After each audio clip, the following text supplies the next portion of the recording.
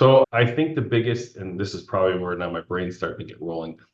The biggest thing for offices is how can they take the path of least resistance, right? Is how can we're busy seeing patients, we're busy doing this, running the office, is how can we turn the tap on and get people into our office with the least amount of work? Is what is this going to save in terms of staff, resources, dollars, and cents, which is huge. And also, you mentioned, Stephen, I wonder if you could touch on this, is if you answer quicker, your rate goes up by, I think you said it was 30%. No, it's almost 400%. That was a Harvard study that said if you answer within a minute, you have a 4x time increased chance. So 400%. Also, another thing too that and I don't know how to say this, but I guess if we go all the way around it, it's okay. It's one of the things we're learning is as great as the office staff might be with new clients, not every office staff has great telephone interpersonal skills, which is really required to make connecting with people successful. These strangers who aren't necessarily committed yet. So we could take that burden from them. And if you do have a rock star, a telephone rock star, that's okay. You can still use them when they reach out to confirm. And if you don't have a telephone or texting rock star, that's okay, because we've taken the best practices and we've removed that as a variable. Yeah, I think for those who are listening to understand that we just don't pull this stuff out of a hat. Stephen knows the stuff inside and out from the tech, but I think they need to know that these answers are coming from proven, time tested, from people in the profession that have used it for over 20 years. Right. So I think we should talk about the technology, the improvement, but also the actual verbiage has been time tested and used in I know when I used to consult for these guys, they were using over 200 to 300 offices per year. So for 20 years. So this stuff was market tested and time tested and results tested. So this is not just answers that we're pulling out of a hat. You would, Greg, say that's just simple morning or afternoon. But my previous coach had all this stuff, and I've refined a lot of it and changed it. He went to market with it and spent like 150 grand back in the 70s saying, what do people respond to? Do they respond to this? Do they respond to that? Everything from the doctor says to what. So this is, it seems what we give in Stephen or talk to Stephen about seems trivial, but it's not trivial whatsoever. And I see it too, because I just had a chat this morning and they're talking about like how even as simple as booking an appointment, going back and forth, they pitch a time first and then you come back with another, that doesn't work. If right off the get-go, you're like, hey, do you prefer morning or afternoon? That in itself eliminates probably like 50 or 70% of the conversation. Yeah. And we're getting our conversational AI to do that. Yeah. Yeah. It's because what you're doing is you're saying, if you're interested, yes, then let's not go back and forth 50 million times. Does a morning or afternoon work? And I prefer mornings. I work at, you just get to it faster. And a lot of what we have it just gets to it faster and it speaks confidently. Like if someone starts saying, well, was 6 o'clock work? I'm like, how did you get 6 o'clock? You haven't even talked to me yet. So our scripts are designed to go say a few things and then go, we totally understand. I think we can help. Let's get you booked in. Does morning or afternoon work? You start to talk more confidently that way versus the other way. It's we have 6 o'clock available. No, that doesn't work. Okay, how about next Tuesday at 8 a.m.? You haven't even gotten to know me yet, right? You need to know the stuff is coming from proven systems and procedures. The AI tech has improved. And really what we're trying to do is increase bookings, increase show rate, and decrease time spent. Right? When you really come down to why, Greg, if I'm the business owner taking this on, it's like, how can I get the most amount of bookings, the most amount of people to show up with the least amount of effort?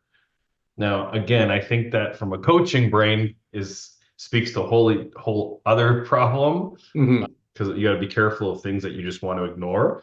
But I think for this period of this podcast, I think that's what people's goal is. It's the most amount of bookings, the most amount of people showing up with the least amount of time spent. That's what this is. Mhm. And why are we tackling this is because we still find this is a pain point for some offices. And we understand some offices do it a little different each way, and we totally understand. We respect that variety. However, we're trying to refine this process to alleviate the pain points. We're trying to, what's the goal? We're trying, like, so you actually talk about why we're doing this, talk a little bit about what the pain is in some of the offices. So one thing that's a little different is Steven's on here because he doesn't join us on every week, but this one it's really vital that he's here because we're seeing some issues, some pain points with some of our clients that others are not experiencing. So we thought we'd hop on here and address it. And we've got some solutions, which is also good. So what we're seeing is not everybody chooses to use the conversational AI. And we understand that some people have some reservations and maybe they've not had the best experience. We've done a few iterations. We're now on our third version of conversational AI. Stephen has done a really great job at getting it to be just really tight as a drum and working properly. And there's been some, he'll speak to that in a few minutes. But one of the things that we're seeing is the quicker someone can respond to a lead, the more likely they're going to be to book a call. We always say that the person coming off their phone to engage with a chiropractic clinic with an offer is not always necessarily a chiropractic fan or someone who already believes in chiropractic.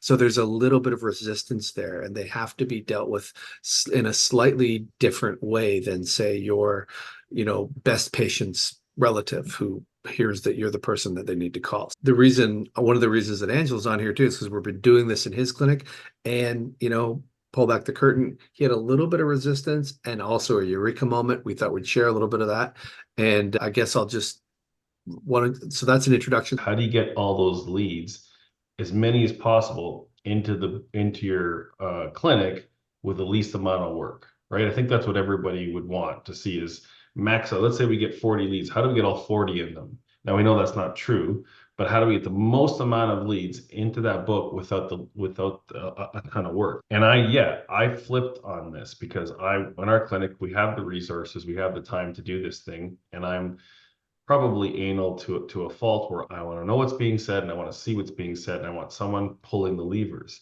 And in our clinic, our managers converse with everybody via text, and we've had a good success rate. However, after talking to Stephen and seeing this third version of the AI change and using these proven systems and procedures that we have and we've developed and we've gotten from other leaders in the industry, I've totally changed my mind, because what he's shown me is that conversation can go on exactly in the same manner as if my staff were doing it without my staff being there. And the other stat that you told me, which totally changed my mind, was I think it's if you can answer the text within 1 minute, there's a 400% increased chance of the lead booking. And that was referenced. And when you referenced that, I was like, okay, obviously I need to change the way that I look at things. Because yes, sometimes those leads sit just because we have managers and owners, we're not able to get to that. Plus the weekend, I'm missing the weekend where a lot of people are on social media on the weekend. And that's where I was like, okay, I need to change the way I look at things. We're gonna go with this. And the other thing too, I think Stephen will touch on this. It was individualized. I didn't realize that you could individualize the answer. So now it's specifically individualized for our clinic. So I totally changed my mind. And I think those of you who are listening, some people still phone. We know this. And here's the thing. Let's actually start with the problems that we see, and then shift over this. The problems we see is, and I think Stephen and Greg, you can answer this, is sometimes people aren't answered at all, never mind answered quick enough. Is that true? Oh yeah, they sit there. Okay. Yeah. So for those of you who are spending money on this, if you guys aren't answering them, I really suggest you turn on the AI at least, because you're better to get something rather than nothing. So we're seeing people not answering them. If they are answering them, they're answering them too slow. The conversation's happening too slow. If they're calling them, and leaving messages. That's another one that we've seen. And I always feel like if you keep calling them, first of all, I want to ask Greg this question is, what is your thought on calling? I know there's some people on here that go, it's working for us. But if you're not able to call that person right away, and by the stat that you told me is might not be getting a hold of every person, Yeah, when you think about person. how you use it yourself, if you respond to an ad and it just sits there and you don't hear back, you move on and you seek something else or you forget about it. Our attention spans are so much different than they were a short time ago.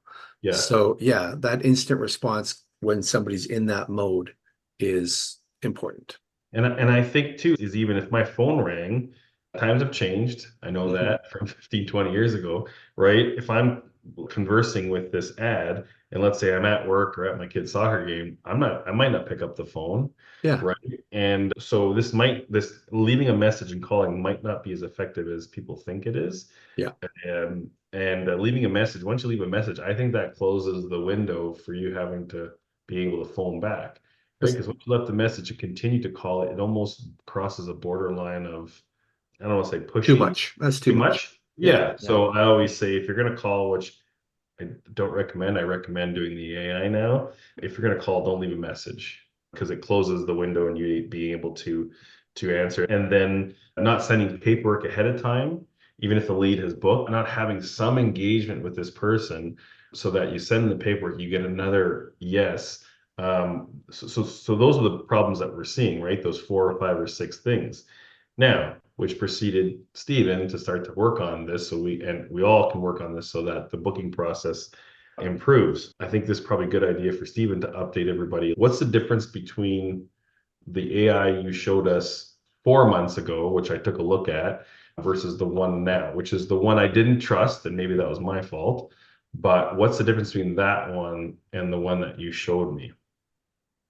So our previous versions of the conversational AI, we couldn't get them as refined as we can with this one now. So what I mean by that is the other AI that we used to use, it had one main prompt where we told it, hey, this is what you need to do. So then anytime somebody texts us back and then the conversational AI referred to that one single prompt to then spit out a message and reply. So like certain parts of the conversation you could really do well on, but as you're going down the conversation, the context changes a bit, but we're not able to update the prompt. So for this new one here, what we're able to do is we're able to pick different stages of the conversation. So let's say a new person comes in. First, it determines if they're interested.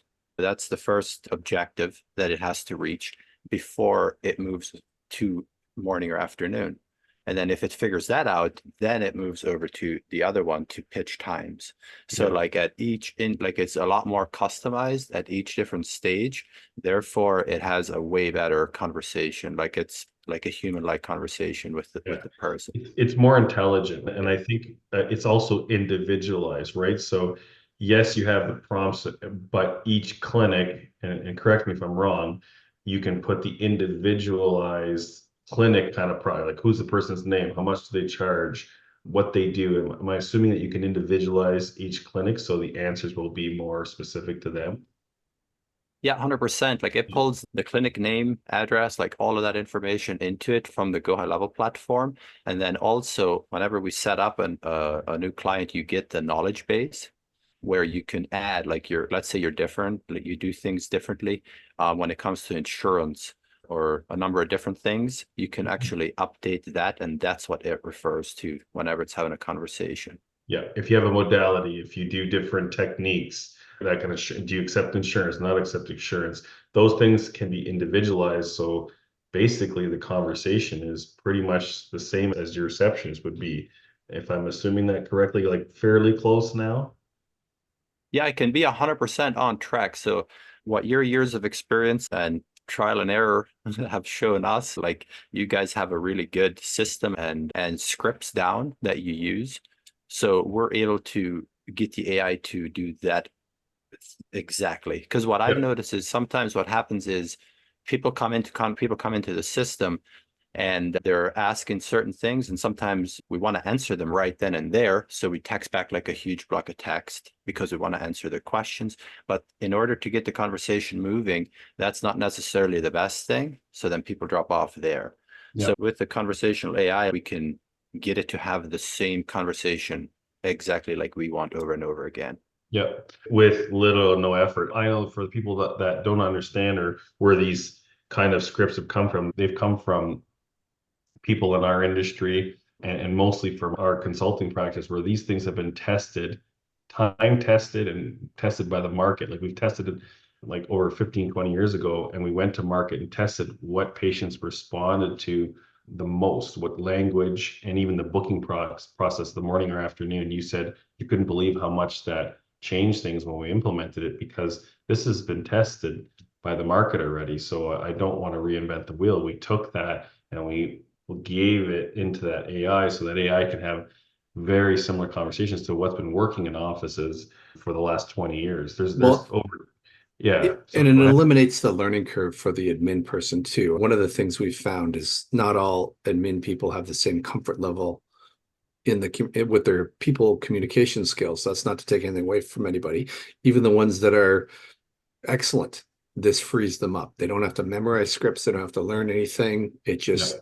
steps in and it's a very smooth process. One of the things that I'd like to touch on, Angelo, is, and it was interesting to watch your eureka moment here. You've got a lot of existing patients coming in. And one of, if I'm not mistaken, one of the reservations you had was blocking off times for the new patients in your calendar to be scheduled.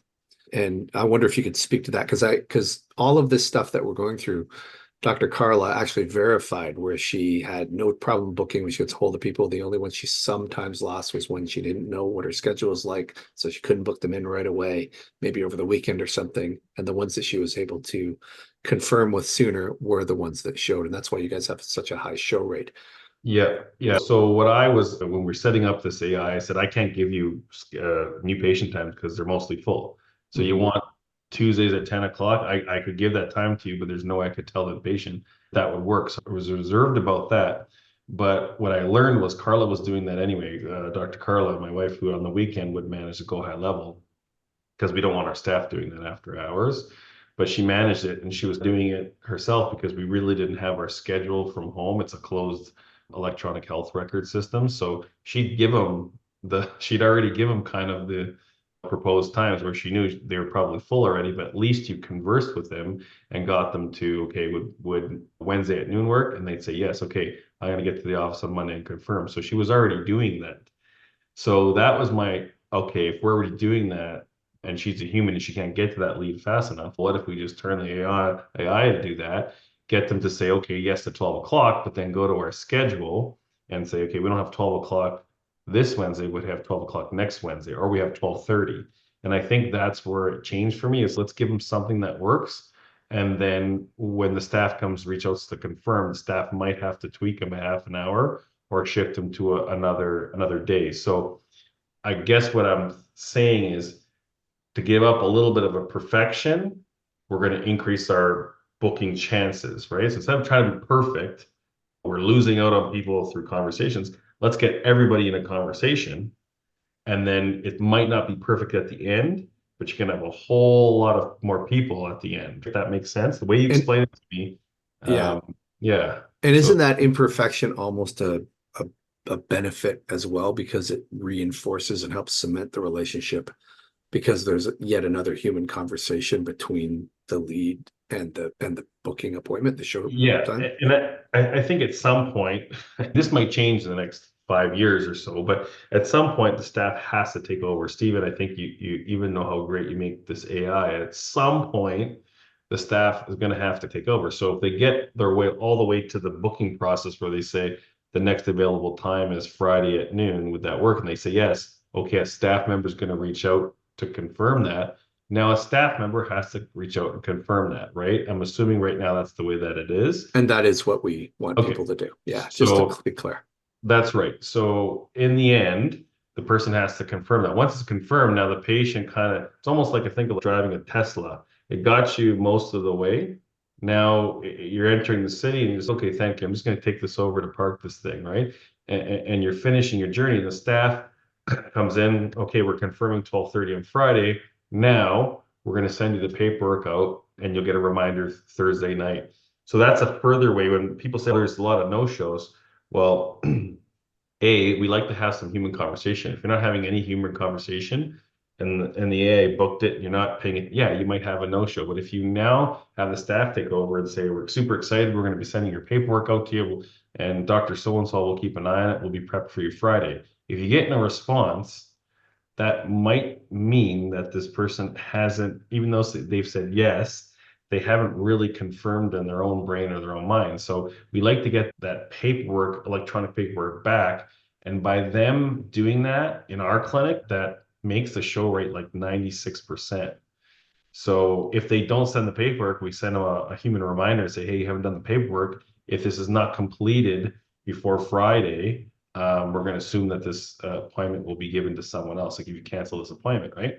But if they give us the paperwork back electronically and the reminder goes out Thursday night, if you guys do reminders, our show rate in our clinic is 95 or 96%, right? So of the 25 new patients, 23 of them are showing up, which to me is very high, right? Or if it's 30, it's 27 new patients. It's not going to remove, if I'm hearing, it's not going to remove all human contact, but it's going to remove a lot of it up into the point where you have to take over the steering wheel and start conversing with the patient. Is that correct, guys? Yeah, and it's not meant to take over. It's just meant to optimize Yeah. and automate. And I want to add, just to frame it, to touch on it a bit as well. The way I like to explain it is, if you're having a conversation with someone, let's say you're out and about, and also to touch on what you said earlier, there is actually an MIT study that 80 to 90 people prefer texting nowadays. So that's why this is powerful. But like, just for anybody who's watching, just put yourself into the shoes of having a conversation with someone. If you're texting someone and they get back to you within 10 seconds or 15 seconds, you're texting them back. But if you're texting someone and they're not texting you back for an hour or even a half an hour, but you're busy doing something else, or in a worst case scenario, if you are really struggling with something, you're off looking for another place that's going to get back to you right away. So that's where the power of this conversational AI comes in. It allows us to get back to people right away and get them into an appointment booked. And then, yeah, as soon as the appointment does get booked, it sends the team a message saying, hey, this person requested this time. Can you please reach out to confirm? But we set it up that way based on your 95% show up rate as well, because we used to let people auto confirm and the show up rate wasn't there. So there has to be some human interaction there. And yeah, there has to be some human interaction there, but like where it's really crucial to have the conversational AI is when the conversation started. Yeah. I know we might not speak to mindset, but it might be want to be touched on because previously to auto confirm or even with phone calls and not sending paperwork, people would love to see their appointment book with 40 new patients that month and 20 would show up, right? So some people, they were okay with that, and some people were angry at that. If you look at the mindset of people are angry with that, yeah, okay, you've wasted your time booking these 20 spots. I get it. But even the people who are okay with it, you're reserving spots where other people could be. So I think in both instances, no matter what, I think you want to shrink that no-show rate as much as humanly possible, right? Do you want 100 new patients and 60 show up, or would you rather have 55 new patients and 47 show up? Some people say, you're leaving 8 people on the table. Think of how much emotional baggage and time and energy and effort all that no-show. So what we're trying to do here is reduce the amount of no-shows. We're still going to get a ton of new patients. I know there's clinics right now doing this that are seeing 50, 60 new patients, right?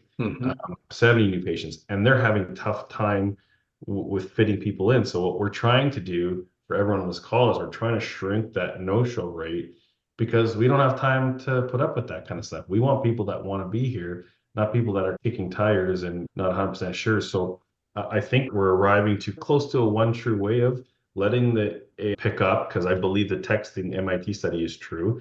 And I believe the study Greg showed me with the 400% increase in bookings. Let it start the process, and then we come along and just like autopilot with a plane, just land that plane and get that conversation going, get the paperwork out, and they come, and you get your show rate to go way up. And I want to add to that too, not to put too fine a point on it or to open another can of worms, even though we said that a quick response is the best way, and it truly is.